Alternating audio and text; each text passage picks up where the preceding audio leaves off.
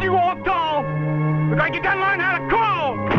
You let them do this to me and get away with it, then you'll give them the eternal right to do the same damn thing to any one of you.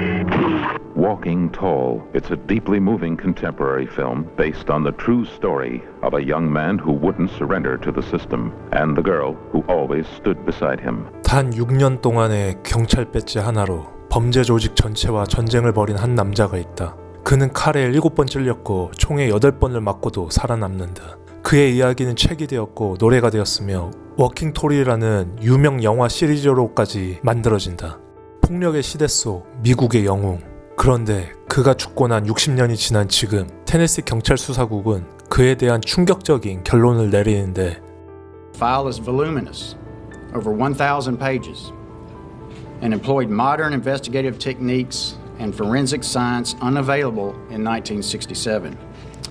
It is thorough and exhaustive, and the scope and breadth of it exceeds our ability to discuss it in detail today. That is one reason we are making this a public record. I think I can lay down tonight and have some peace in my mind. 이제 미국의 영웅 보안관 뷰퍼드 퍼서의 두 얼굴을 마주할 때가 되었다.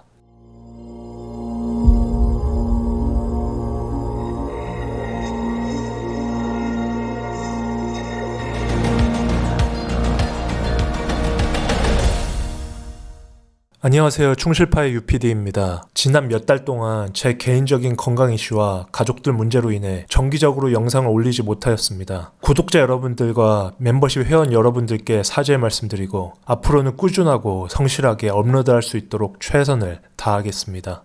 다시 찾아주신 여러분들께 다시 한번 깊은 감사의 말씀 드립니다.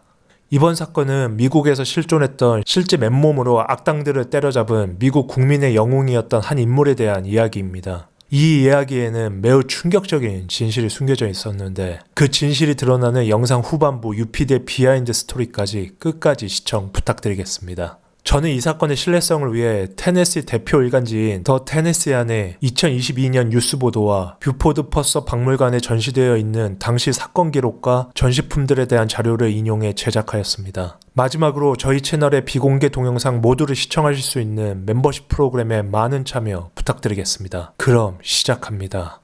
뷰포드 퍼서. 뷰포드 퍼서는 1937년 12월 12일 미국 테네시주 맥네어리 카운티에서 칼과 헬렌 퍼서 사이에서 태어났습니다. 그의 아버지는 테네시주 애덤스빌의 경찰서장이었으며 이 직책은 훗날 뷰포드 퍼서 역시 맡게 됩니다. 퍼서는 성장하면서 키가 6피트 6인치, 약 2m에 이르는 큰 체격으로 자라났으며 고등학교 시절 미식축구와 농구에서 두각을 나타낸 선수였습니다. 고등학교 졸업 후 그는 미국 해병대에 입대했으나 신병 훈련 과정 중 천식 문제로 인해 의학적 사유로 전역하게 됩니다.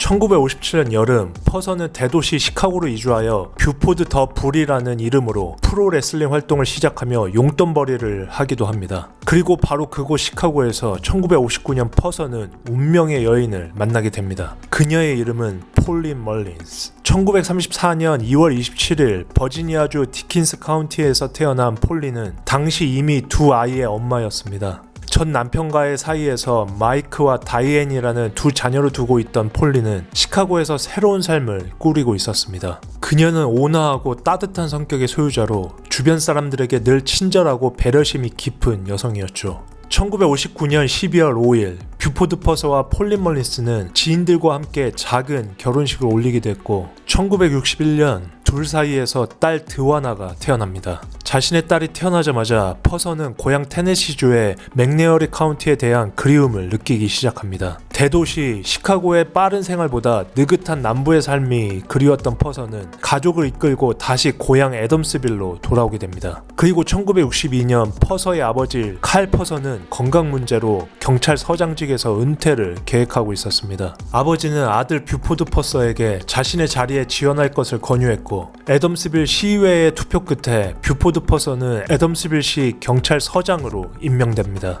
이것이 그의 법 집행 경력의 시작이었죠. 참고로 그 당시 시장이나 시의회가 임명하면 바로 경찰서장이 될 수 있었고, 경찰서장보다 높은 직책에는 카운티 단위의 보안관이 있었는데, 보안관은 경찰서장과는 달리 주민선거로 선출되는 선출직이었습니다. 그리고 퍼서가 경찰서장 시절 폴리는 헌신적인 아내이자 세 자녀의 어머니로서 가정을 지켜나갑니다. 반면 남편 퍼서는 시에서 거의 2m의 거구에 레슬러 출신 특유의 힘을 지닌 카리스마 넘치는 경찰서장으로 시에서 아주 유명한 사람이 되어나갑니다.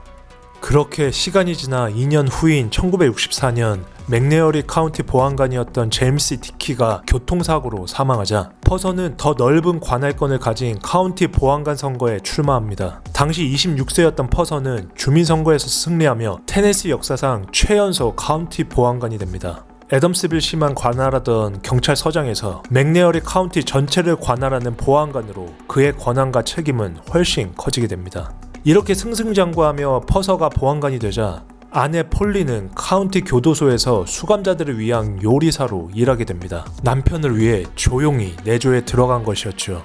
그녀는 단순히 직업적인 의무만 수행한 것이 아니라 자신의 돈을 들여 수감자들에게 청량음료나 간식을 사주는 등 그들을 인간적으로 대했습니다. 당시 지역 경찰관 T.E. 소웰은 폴린에 대해 그녀는 정말 좋은 사람이었습니다. 카운티에서 제공하지 않는 음료수나 작은 간식들을 자기 돈으로 사서 죄수들에게 나눠줬어요 라고 회상하기도 합니다. 수감자들 역시 폴린을 친절하고 따뜻한 사람으로 기억했으며 그녀가 자신들을 다르게 대해줬다고 증언했습니다.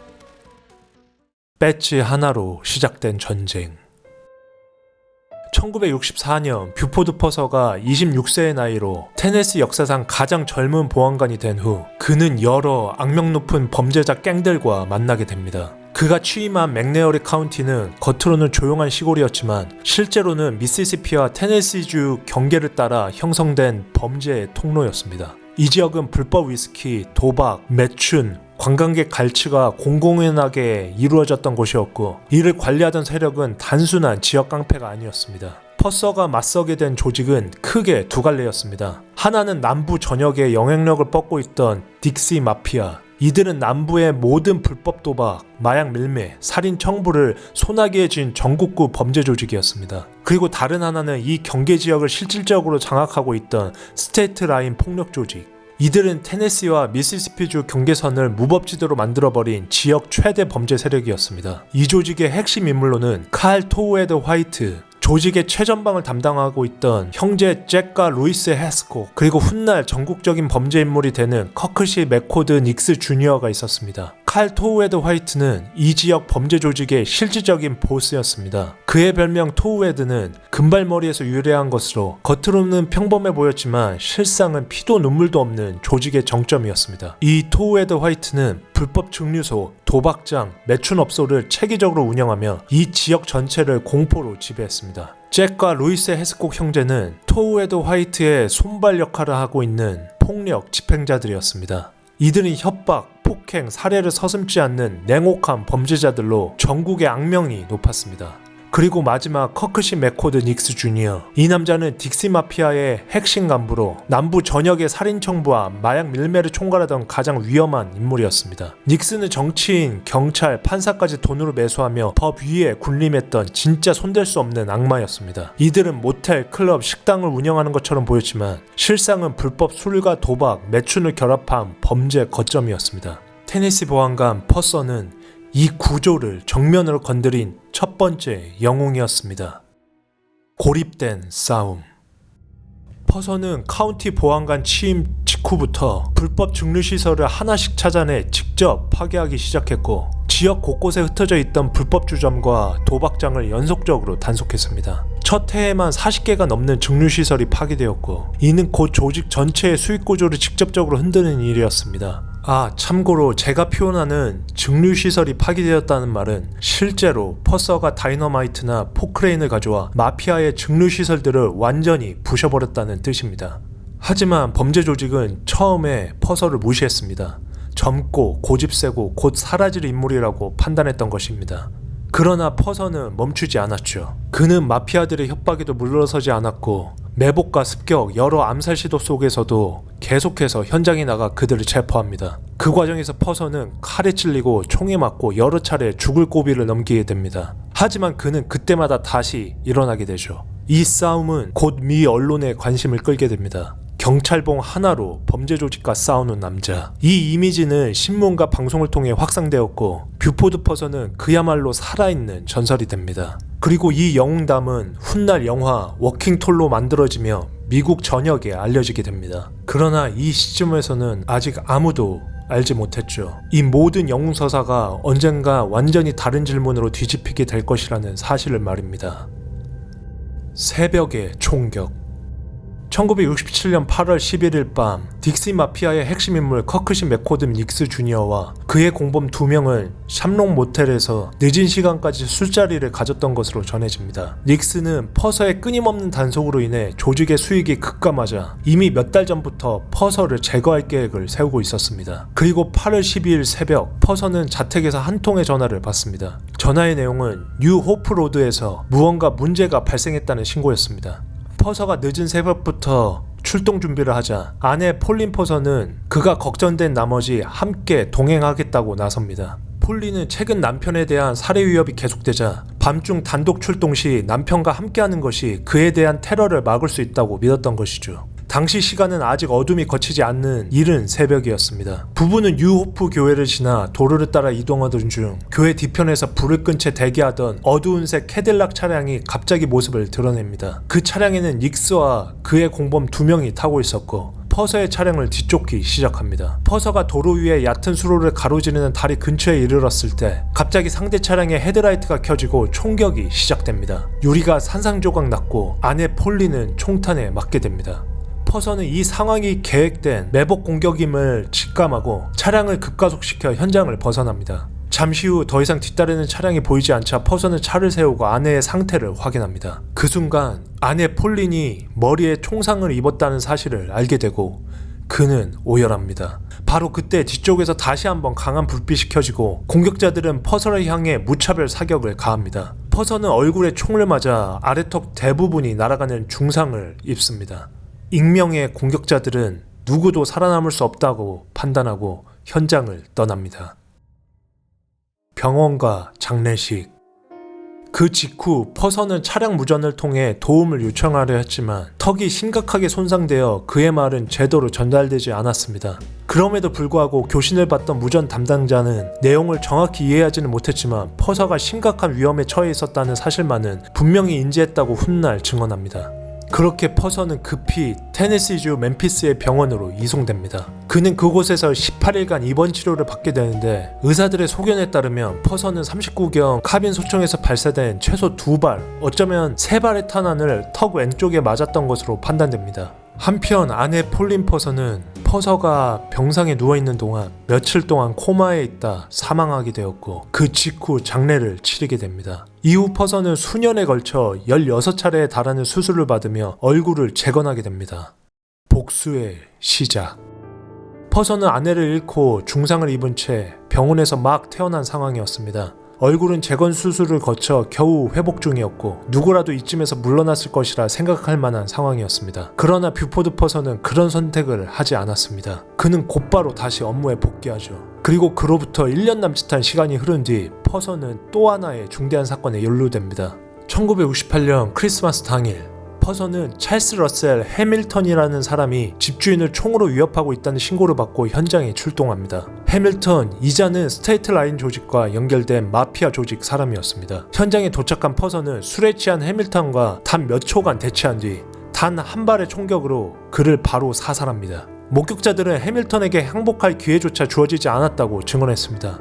하지만 이 사건은 정당한 공무수행으로 처리됩니다. 왜냐하면 그는 테네시주의 영웅이었고 그의 행동은 의심받지 않았어야 했기 때문이었죠.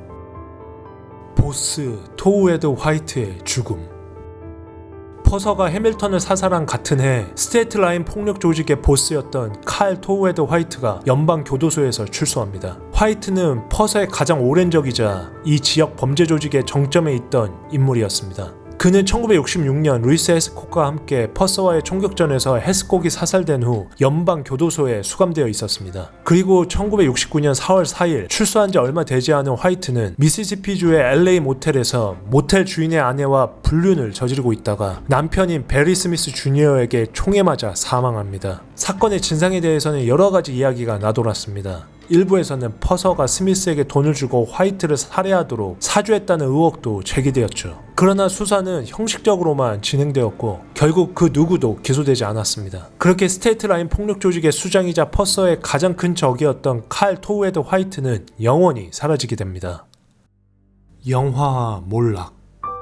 이렇게 토우헤드 화이트가 사망한 이후 뷰포드 퍼서는 더 이상 보안관직을 유지할 수 없게 됩니다. 왜냐하면 당시 테네시주 법에 따라 보안관은 임기 제한이 적용되었기에 바로 연임을 할 수 없었고 퍼서가 일련의 사건들로 인해 과잉 진압이라는 논란도 한편으로 떠안고 있었기에 퍼서는 1970년 연임을 하지 못하고 보안관직에서 내려옵니다. 이에 퍼서는 고향인 애덤스빌시의 컨스터블, 즉 시 치안관 선거에 출마해 당선되며 이 직책을 2년간 수행하게 됩니다. 시 치안관은 카운티 보안관보다는 낮은 직급이지만 매우 영예로운 자리였죠. 바로 이 시기 할리우드는 퍼서의 삶을 바탕으로 한 영화를 제작합니다. 영화 워킹톨은 예상 이상의 흥행을 거두며 퍼서를 전국적인 정의의 상징으로 만들어 놓습니다. 그러나 동시에 지역사회 내부에서는 영화가 현실을 왜곡했다는 불만도 커져갔고 이는 훗날 퍼서의 정치적 몰락에 영향을 주게 됩니다. I'm happy to have with me today, guesting on our program, a good friend of mine, a distant cousin,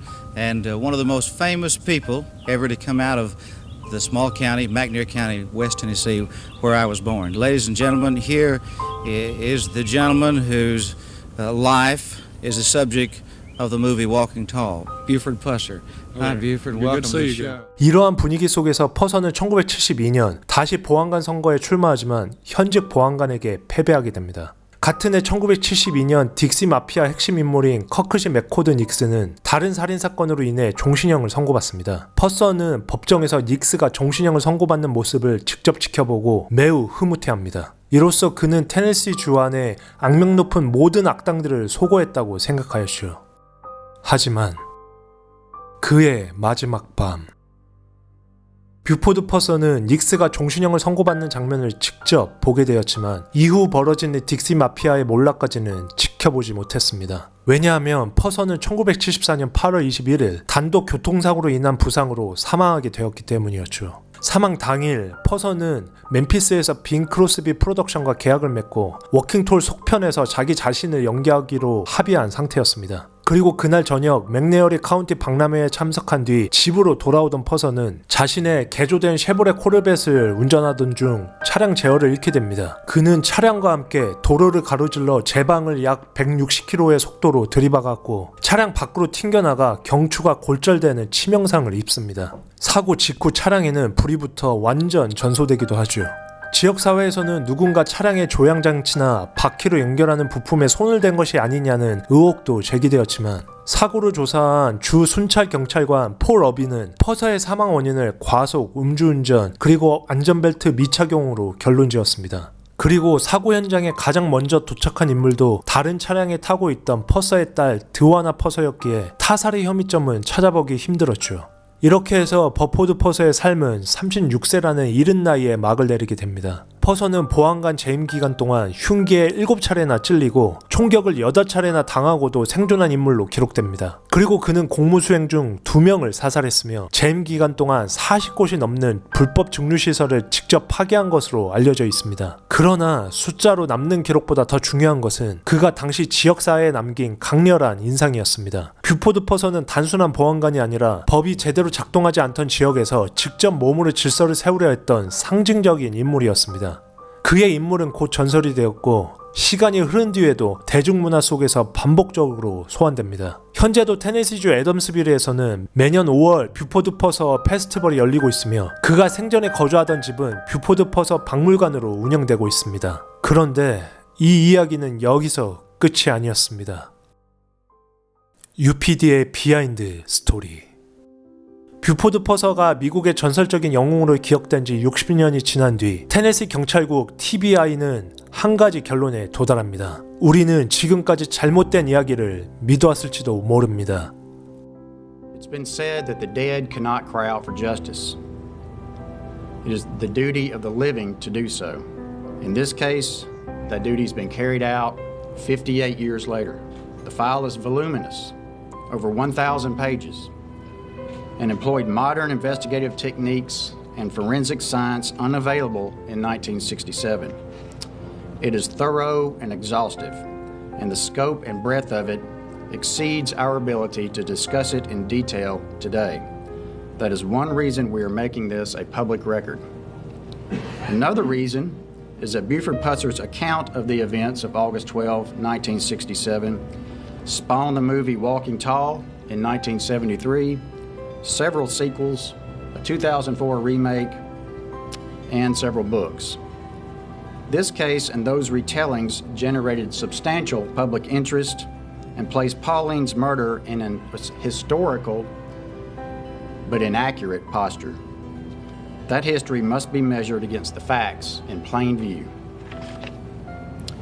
Justice for Pauline has been a long time coming, and thanks to all the hard work put in by so many, we're finally able to announce to Pauline's surviving family and to the public that we believe we are as close as possible to justice. The case file reveals inconsistencies in Buford Pusser's statements to law enforcement and others about Pauline's murder, including physical, medical, forensic, ballistic, and reenactment evidence that contradicts his version of events. I'll give you several examples.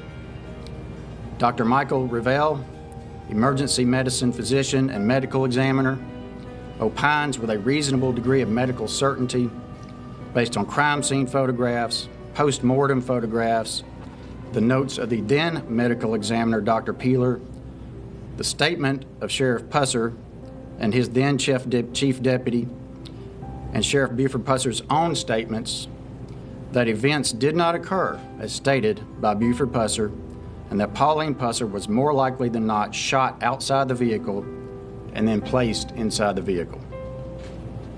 Dr. Revelle opines that cranial trauma suffered by Pauline Pusser depicted in crime scene photographs does not match interior crime scene photographs of the vehicle. Dr. Revelle opines that blood spatter on the hood outside of the vehicle contradicts Buford Pusser's statements.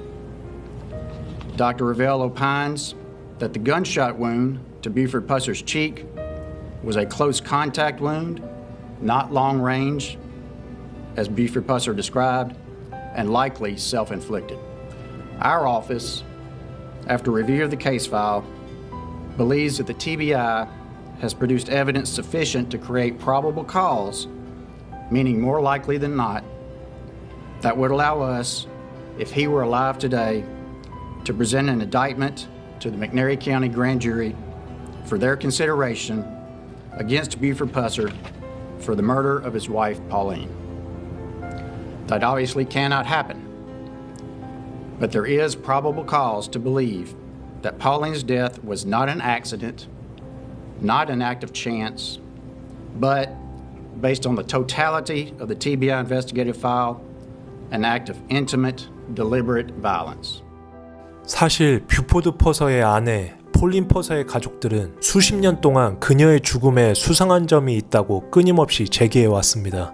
그들의 노력으로 꾸려진 테네시 경찰국 재수사팀은 사건 당시의 기록, 사진, 탄두 분석, 혈흔 형태를 처음부터 다시 검토합니다.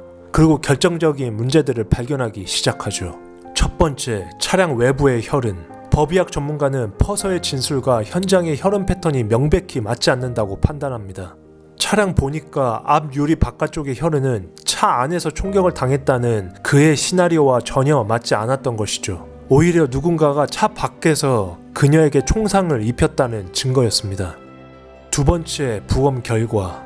2024년 2월 폴린 퍼서의 시신이 57년 만에 처음으로 부검되었습니다. 폴린의 뒤통수에서 앞쪽으로 관통하는 총상을 입었던 것이었는데 이것은 당시 기록과 정반대였습니다. 더 충격적인 것은 폴린의 코뼈에서 발견된 사망 전 치유 중이던 골절 흔적이었습니다. 이것은 대인 폭력에 의한 부상이었죠. 세 번째, 목격자 진술.